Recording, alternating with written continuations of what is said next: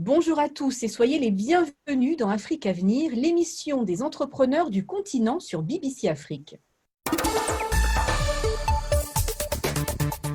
Si le proverbe dit « Seul on va plus vite, ensemble on va plus loin », notre émission du jour va le démontrer et peut-être même vous inspirer. Oyez, chers entrepreneurs qui nous suivez assidûment, aujourd'hui nous parlerons des incubateurs de start-up, véritables clés de voûte des écosystèmes entrepreneuriaux du continent.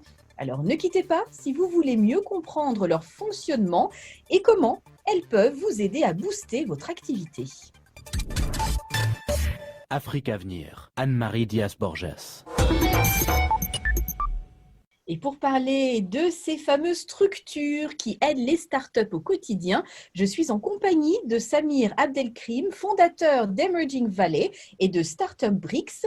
Il est également l'auteur de l'ouvrage Startup Lions au cœur de l'African Tech. Bonjour Samir.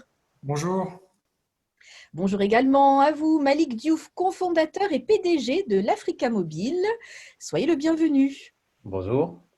Bonjour. Alors, avant d'entrer dans le vif du sujet, j'aimerais que vous vous présentiez ou plutôt présentiez vos activités pour qu'on ait une belle vue d'ensemble de qui vous êtes. Malik, je vais commencer avec vous, s'il vous plaît. Merci de me donner la parole. Merci également pour l'invitation. Je m'appelle Malik Diouf, donc, comme vous l'avez dit, cofondateur de l'Africa Mobile, qui est une start-up panafricaine basée au Sénégal, avec une vision, celle de faire de la téléphonie mobile un levier de croissance pour les entreprises en Afrique. Aujourd'hui, on sait tous que la téléphonie mobile est développée dans tous les pays, dans tout le continent africain. L'idée, c'est vraiment de démocratiser l'infrastructure télécom des opérateurs pour permettre aux entreprises de pouvoir faire du business, en résumé. Merci beaucoup, c'est un beau résumé. Et Samir, je vais vous demander d'en faire de même, s'il vous plaît. Bonjour à tous, donc merci infiniment pour cette invitation, c'est un vrai honneur. Donc, je m'appelle Samir Abdelkrim, je suis entrepreneur, je suis auteur d'un ouvrage qui s'appelle Startup Lions au cœur de l'African Tech, qui est le fruit d'un travail de terrain qui m'a amené pendant presque 4 ans au cœur des écosystèmes startup africains, dans un très grand nombre de pays et d'écosystèmes, à la rencontre des startups et de ceux qui font battre le pouls de l'économie numérique sur le continent africain. Et je suis également à la tête d'une entreprise qui organise chaque année un grand sommet de l'innovation organique et des startups émergentes entre l'Afrique et l'Europe, qui s'appelle Emerging Valley, qui a lieu chaque année, qui aura lieu cette année les 7 et 8 décembre à Marseille, qui est cette belle ville au cœur de la Méditerranée et qui est selon moi le hub naturel qui lie l'innovation entre les deux continents. Alors justement, juste un petit point avant d'entrer dans le vif du sujet, on parle de Marseille. Ce qui est très intéressant, c'est que donc au cœur de ce que vous faites, c'est finalement de réunir un petit peu l'Europe avec l'Afrique, avec les Amériques. Et Marseille, c'est tout naturellement ce point de rencontre.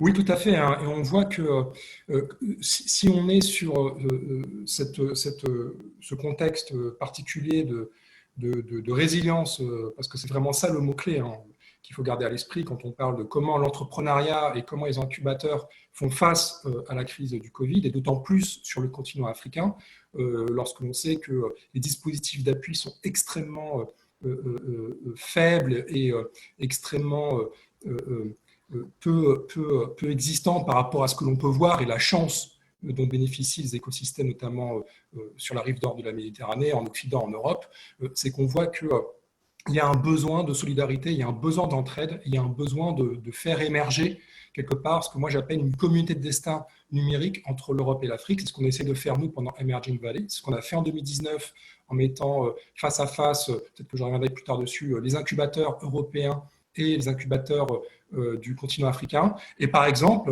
pour donner un exemple très concret, d'autant plus qu'on est sur la BBC, il y a 2 jours, j'étais au téléphone avec l'incubateur de l'université de l'Imperial College de Londres, qui est en train de monter un partenariat avec l'incubateur de Zambie, de Lusaka, le Bongo Hive, et ce partenariat vise à permettre à ces 2 structures de s'entraider avec d'un côté une volonté pour les startups de l'Imperial College de faire du soft landing et de réussir leur passage à l'échelle sur le continent africain avec ce partenaire sur le terrain, et vice-versa pour les startups zambiennes.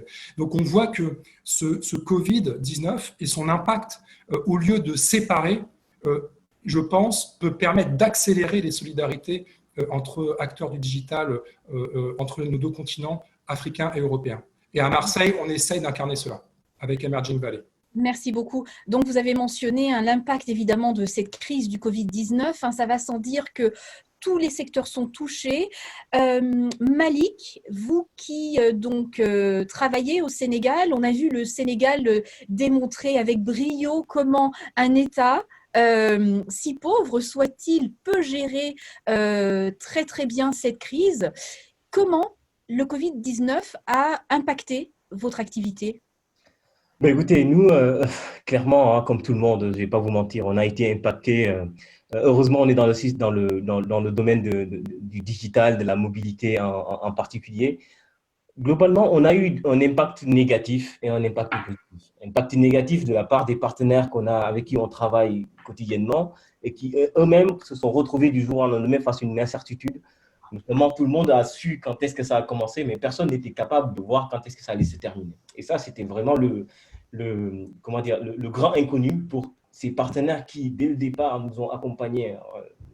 On travaille avec eux depuis des années, mais ne savaient plus s'il fallait qu'on continue la collaboration ou pas. Et ça s'est senti sur l'activité, notamment le chiffre d'affaires. Et d'autre part, tout le monde a compris enfin chez nous que le digital était nécessaire. Puisque tout le monde était confiné, il fallait trouver des solutions. Malgré la faible connectivité, malgré toutes les problématiques d'infrastructure, la plupart des entreprises ont dû s'adapter, même des utilisateurs. Je vais donner un exemple concret de nous, ce qu'on a fait par exemple au Sénégal, bénévolement, hein, pour accompagner le ministère de la Santé au Sénégal, de communiquer avec la population sénégalaise, c'était de pouvoir diffuser les informations sur les consignes sanitaires.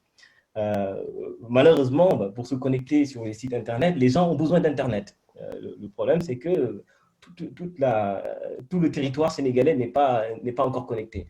Donc, nous, ce qu'on a fait, c'est qu'on a utilisé une technologie rudimentaire qu'on appelle l'USSD, qui est aujourd'hui utilisée pour beaucoup d'acteurs pour faire du mobile money en particulier. On a utilisé pour la première fois au Sénégal et en Afrique de l'Ouest ce canal pour pouvoir donner les consignes sanitaires. Et je vous assure, au bout de 2 à 3 semaines, on a eu sur ce service plus d'1 million de Sénégalais qui étaient connectés et qui revenaient régulièrement pour regarder ces consignes. Donc, une sorte d'adaptation de, finalement, un canal qui est ancien, que tout le monde connaît, et qu'on a pu, on va dire, de façon très simple, très classique, mobiliser du monde et permettre surtout à nos autorités de pouvoir délivrer l'information utile et efficace à la population.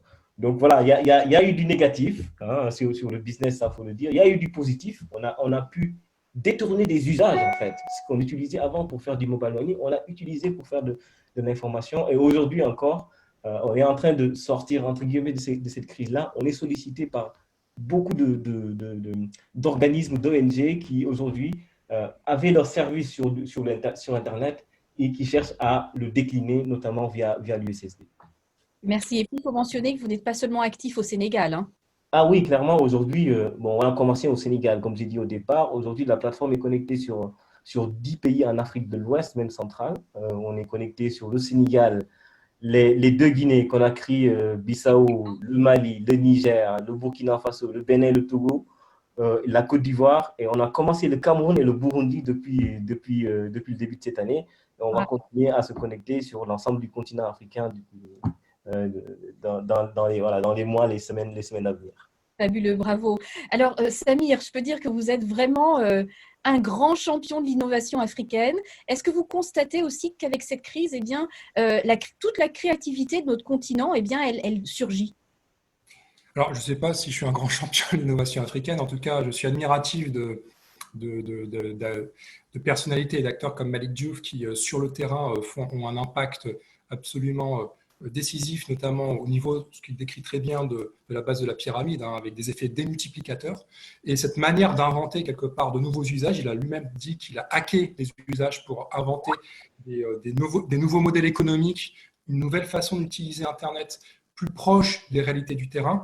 Et ben c'est ça véritablement la spécificité de l'innovation africaine, ce que moi je théorise dans mon livre que j'appelle l'innovation organique, avec cette volonté de créer un Internet qui est à l'image des besoins du terrain au maximum. Alors justement, avant d'aller plus loin, qu'est-ce que c'est qu'un incubateur? Parce que je suis sûre qu'il y a plusieurs personnes qui nous écoutent, qui en ont entendu parler et qui ne savent toujours pas exactement qu'est-ce que c'est. Surtout qu'il y a incubateur, accélérateur, tech hubs. Bon, alors tech hub, je pense que dans les tech hubs, c'est un peu le chapeau. Je dirais qu'il y a à peu près, on peut ranger, je dirais, 4 définitions différentes. Il y a bien entendu incubateur, il y a espace de coworking, il y a accélérateur, et moi je rajouterais les makerspace, les Fab Labs. Disons que alors, l'espace de coworking, c'est différent d'un incubateur. L'espace de coworking, c'est un lieu ouvert qui permet à différents profils, des freelances, des créatifs, des entrepreneurs, des start-upers, des artistes, de se retrouver dans un lieu qui est fait pour le travail en commun. Souvent, là où on peut disposer d'une connexion Internet qui fonctionne en continu et qui loue au mois, la semaine, leur occupation des lieux pour pouvoir travailler. Et le fait d'avoir cet écosystème sous un même toit, ça génère de l'ébullition, ça génère des innovations, et souvent des cofondateurs, des profils techniques, des profils business se sont rencontrés pour la première fois dans les premiers espaces de coworking qui ont vu le jour sur le continent africain. L'incubateur, c'est vraiment la structure qui va mettre le pied à l'étrier, qui va accompagner généralement pendant 2 ou 3 ans la startup durant toute sa période d'amorçage, pour passer le cadre de ce qu'on appelle la vallée de la mort. Avec, il y a une vraie explosion des structures d'incubation sur le continent africain. On est passé d'une centaine il y a 4-5 ans. Aujourd'hui, on est à plus de 600 structures. Il y a le CETIC Dakar, qu'a mentionné Malik, mais il y a aussi le CC Hub, le Co-Creation Hub à Lagos, au Nigeria, qui a été créé en 2011. Il y a le NILAB à Nairobi, il y a le Bongo Hive à Lusaka, avec des modèles hybrides parfois. Certains incubateurs ont un fonds VC qui investit dans les startups, c'est le cas du CC Hub, du Co-Creation Hub. Il y a les accélérateurs. Les accélérateurs, c'est différent, c'est plus des programmes, et dont Malik pourra en parler parce qu'il a beaucoup aussi de programmes d'accélération, des programmes là, qui vont orienter croissance vers la levée de fonds, et sur des programmes très courts mais extrêmement intensifs et souvent très fléchés sur des verticales particulières. On n'est pas dans du généraliste, on est sur du sectoriel. Et enfin, les makerspace, c'est les espaces de Fab Lab où des communautés se retrouvent là pour créer ensemble du hardware, souvent autour de processus créatifs, autour des communautés open source, open data, des imprimantes 3D. Et ce sont ces makerspace qu'on a vus à l'œuvre pendant le Covid pour fabriquer les fameuses visières, pour fabriquer les masques, pour commencer à fabriquer les fameux respirateurs qui manquaient tant. D'accord. Et pas qu'en Afrique, mais également sur le continent européen. Alors, donc, on va juste on appelle un écosystème. Pour qu'il puisse donner son expérience également. Merci beaucoup de nous avoir vraiment permis de comprendre un petit peu la différence entre tous ces termes qu'on entend, mais que des fois on ne comprend pas très bien. Alors Malik, justement, Samir l'a mentionné plusieurs fois, vous êtes vraiment une success story d'un incubateur, un incubateur d'ailleurs assez connu, réputé sur le continent. Est-ce que vous pouvez nous décrire votre expérience au sein d'un incubateur et puis peut-être tout d'abord nous dire pourquoi vous avez fait ce choix? Alors, avant de répondre à la question, je rejoins totalement tout ce que Samir vient de dire, parce que globalement, je rencontre en ce moment beaucoup de porteurs de projets qui n'arrivent pas vraiment à se situer entre cette terminologie. Mais moi-même, j'ai été confronté à ça, sachant que même pendant ces dernières années, les terminologies elles-mêmes, elles ont évolué. Je me rappelle, nous, quand on a commencé en 2014-2015, que je devais lancer l'initiative à Dakar, j'ai commencé à chercher un endroit où je pouvais me poser en tant qu'entrepreneur. À l'époque, il y avait 2 pôles au Sénégal. Il y avait le CETIC Dakar, qui est un vrai incubateur pour le coup, et Joko Labs, qui est un espace de coworking. Mais dans un entrepreneur, on ne fait pas forcément la différence. Il m'a fallu passer du temps dans les deux, un certain nombre de temps, pour discuter avec les gens, pour comprendre vraiment quel est l'intérêt que j'ai dans l'un ou dans l'autre. Donc finalement, nous, on a choisi le CETIC Dakar justement pour ces questions d'incubation. Qu'est-ce qu'on a gagné en faisant ça? Vraiment, la première partie, c'est la structuration de l'idée. Nous, à la base, ce qu'on est en train de faire là pour le continent africain, au départ, on voulait le faire uniquement pour la diaspora. L'idée de départ, c'était vraiment de toucher la diaspora africaine. Et au fur et à mesure, en travaillant sur le modèle économique, on s'est aperçu que la diaspora ne représentait pas une masse critique. Hein. Typiquement, ça nous a permis de découvrir des chiffres assez intéressants. Par exemple, en France, la diaspora sénégalaise est entre 200 et 300 000 personnes. Donc, vous voyez très vite qu'entre 200 et 300 000 personnes, vous n'avez pas un business qui est escalable. C'est ce qui nous a permis de pivoter, en fait. On est passé de la diaspora à la population africaine. Comparez les deux. Hein. On parle des Sénégalais de France qui font 200, 300 000 à la population sénégalaise qui fait 15 millions. Et ça, c'est grâce aux conseils que vous avez reçus au sein de l'incubateur?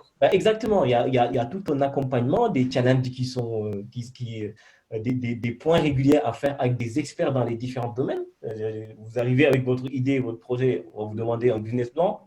Bon, si vous êtes comme moi, vous n'êtes jamais intéressé à l'entrepreneuriat, vous vous posez la question, mais qu'est-ce que c'est qu'un business plan? Par où on commence? Et c'est là où il y a des experts qui sont en face de vous et qui sont capables de donner la réponse, en tout cas un début de réponse à ça. Le travail doit quand même être fait par l'entrepreneur, mais vous avez en face des gens qui vont vous poser les bonnes questions. D'accord? Notamment sur la partie, je parle de la partie business, mais toute la partie structuration. C'est-à-dire que, OK, une fois que j'ai fait mon business plan et que je commence à vendre, comment est-ce que je vends? Quel est le pitch que je dois présenter au client? Quel est l'argumentaire commercial? Une fois que j'ai pitché, que le client il comprend il voit la valeur ajoutée, comment est-ce que je vais lui vendre? Tout ça, aujourd'hui, ça a l'air tellement simple pour certains, mais quand on commence, malheureusement, c'est des notions qui ne sont malheureusement pas enseignées dans la plupart des écoles, même des grandes universités. Moi, je suis sorti de l'INSA Toulouse en tant qu'ingénieur, bac plus 5, mais toute cette question de facturation, de marketing, de structuration d'offres, je n'avais pas ces notions-là, même malgré le fait que j'avais déjà une expérience dans une entreprise. Et le fait d'arriver en tant qu'entrepreneur, l'incubateur te pousse à mettre le doigt sur le sujet, hein, à travailler ce sujet. On ne te demande pas forcément d'être un expert dans le domaine, mais il est clair qu'on ne peut pas devenir un entrepreneur si on a ces notions de base de gestion d'entreprise, en fait. Et c'est là où je pense que les incubateurs sont importants, sur le fait de challenger l'entrepreneur à avoir les notions de base. Parce que, globalement, les startups, même les entreprises, il faut d'abord que l'entrepreneur ait les notions de base. Donc, il y a un gros travail qui est fait sur l'entrepreneur. Ensuite, il y a un gros travail qui est fait sur l'idée et le projet. Est-ce que le projet est viable? Quelle est la taille de marché? Je vous ai parlé de pivot. Est-ce qu'il faut continuer à travailler sur la cible qu'on a identifiée au départ, ou est-ce qu'il faut passer sur autre chose?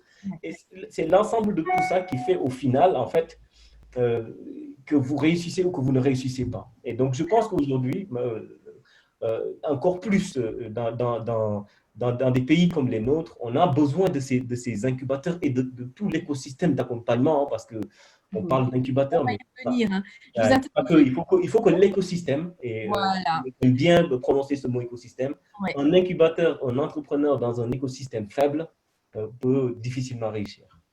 Alors là, je vais vous citer d'ailleurs, Malik. Vous avez déclaré il est rare de voir une entreprise exceptionnelle sans un écosystème exceptionnel. Donc, c'est tout à fait ça. J'ai dit ça quand? Je me rappelle plus. Ah, donc vous avez dit ça et c'est sur Internet.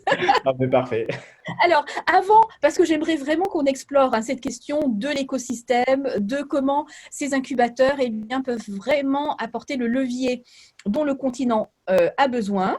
Mais avant toute chose, Samir, vous avez mentionné le Kenya, qui est l'un des leaders dans ce domaine-là. Il y a l'Afrique du Sud, l'Égypte, etc. Mais j'aimerais également vous parler du Libéria. On n'en parle pas souvent à ce niveau-là.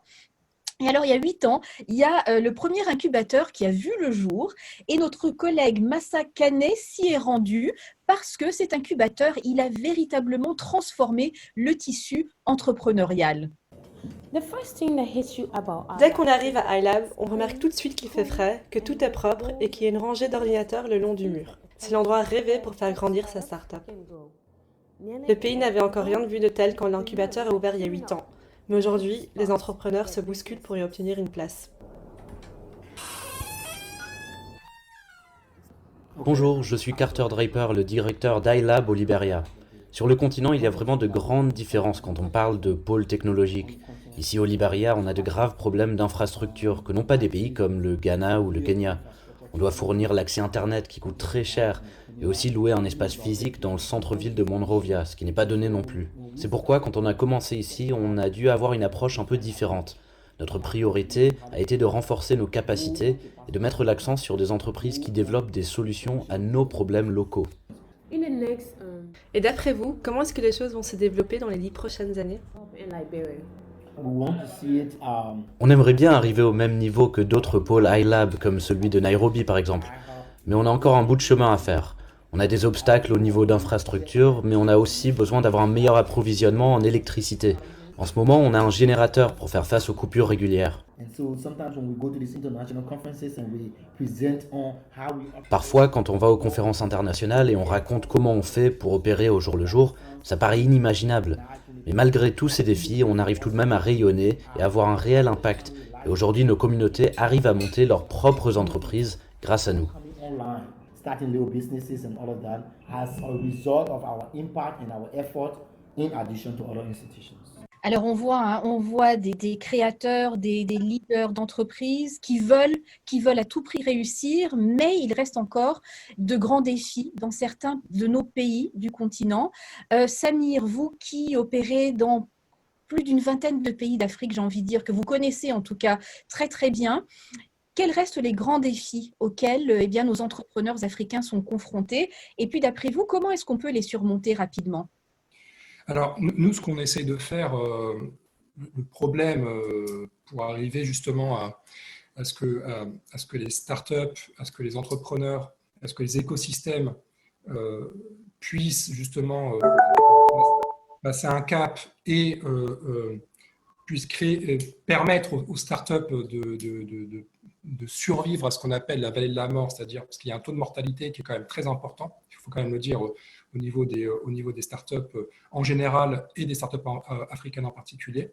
Il y a des chiffres qui sont sortis il n'y a pas longtemps qui montrent que dans certains pays, le taux de mortalité est vraiment très important. C'est la question du financement.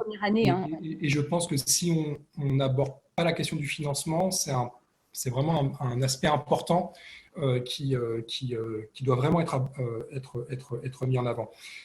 Aujourd'hui, nous, ce qu'on essaie de faire avec, par exemple, des acteurs comme Investisseurs et Partenaires, qui est un des plus gros fonds d'investissement sur l'Afrique, avec AMI, basé au Kenya, avec l'Agence française de développement, c'est on opère un programme d'accélération directement qui s'appelle le Social Inclusive Business Camp, qui va sélectionner 60 startups qui ont un fort impact sociétal, environnemental, qui font preuve d'une résilience sur le continent, pour pouvoir les accélérer, les mettre en relation avec des mentors de très haut niveau. J'ai cité Eric Ashman, par exemple, c'était un des mentors l'année dernière sur l'accord de 2019, et de les mettre en relation avec des investisseurs chaque année à Marseille.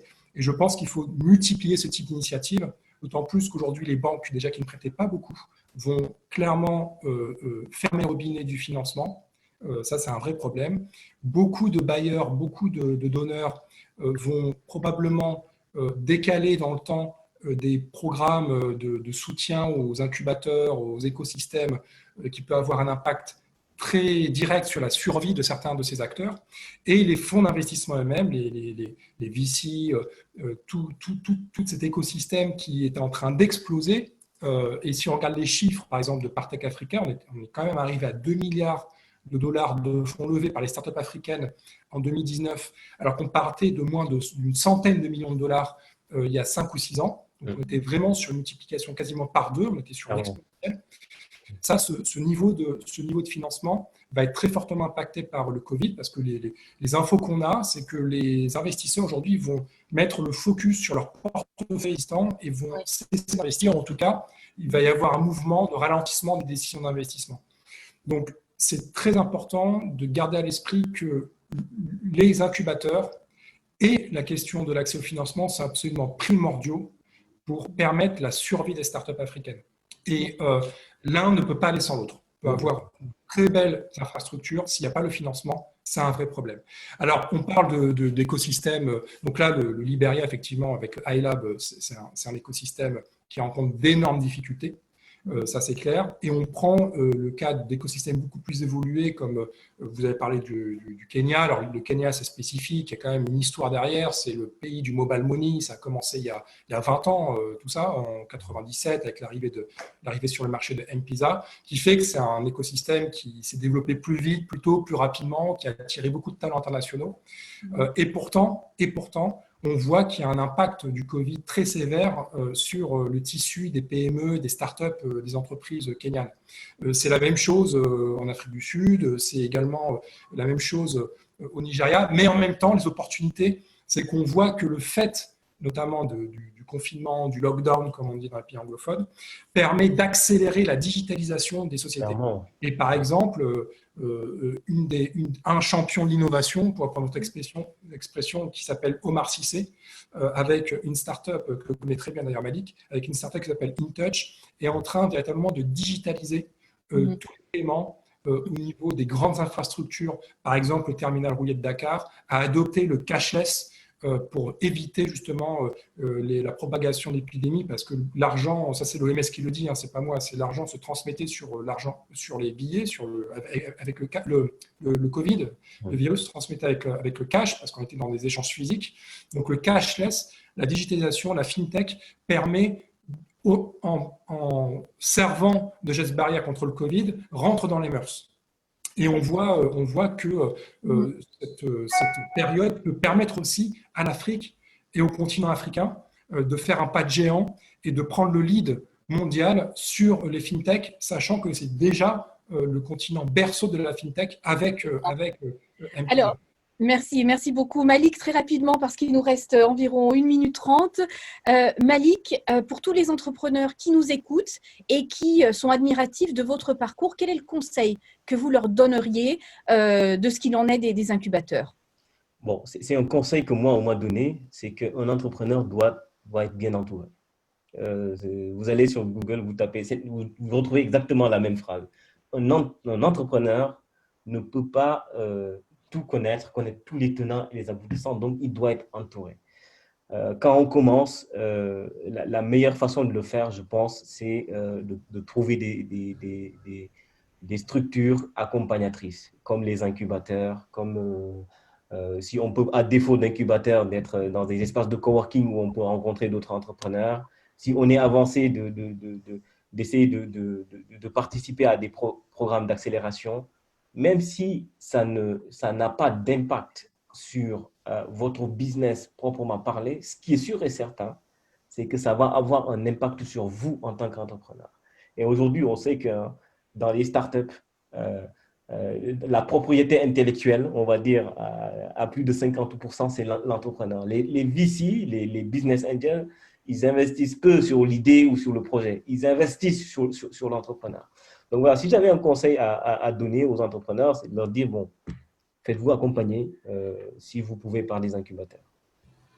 Merci beaucoup. Merci. Je vous remercie vraiment d'avoir pris part à notre discussion aujourd'hui.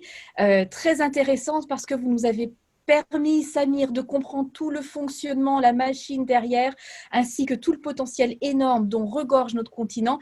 Et puis, Malik, avec une expérience concrète de comment un incubateur peut aider une entreprise. Merci à tous les deux d'avoir participé à Afrique Avenir. Merci également à François Vibaud qui m'a aidé à réaliser cette émission, comme toujours d'ailleurs. Un petit clin d'œil, comme à chaque fois, à Alexandrine Rolognon, qui est la présentatrice attitrée d'Afrique Avenir et qui nous suit depuis Lomé au Togo. C'était donc Anne-Marie Diaz-Borges. Stay safe et puis prenez soin de vous. Et à une prochaine pour une nouvelle discussion autour de l'entrepreneuriat 100% africain dans Afrique Avenir.